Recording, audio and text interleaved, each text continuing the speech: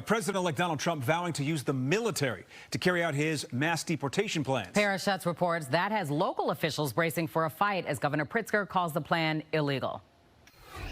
President-elect Trump confirmed this morning on his social media site that he intends to deploy military personnel to enact his mass deportation plan, something that legal scholars and several Illinois officials say they aren't sure he can legally do. True, Trump says in response to a post claiming he'll declare a national emergency and use military assets to deport undocumented immigrants. Illinois Governor J.B. Pritzker says that's a chilling prospect.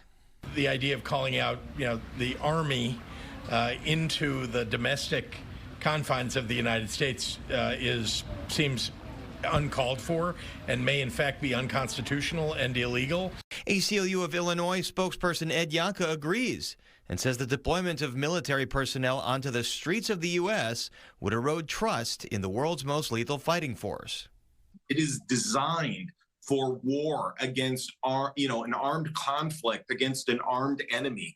It is not designed for the purposes of, marching through the streets of Chicago or a suburb in order to round up civilians. But is it legal to deploy the military? Illinois' top law enforcement official, Attorney General Kwame Raoul, says it's fuzzy. And it would depend on what theory they're using those assets for, like if there's some national security concern or so forth. Chicago, Cook County, and Illinois all have sanctuary laws on the books, meaning local law enforcement cannot assist federal immigration officials in raids. But incoming border security czar Tom Homan says Governor Pritzker won't stop the new administration efforts. Game on. We got no problem going through him. I got 20,000 men and women at ICE are going to do their job with no apology. Raoul says immigration officials can already detain undocumented residents accused of violent crime. Certainly, I think the Trump administration has indicated, putting more resources towards that enforcement with the prioritization of those who have committed criminal acts.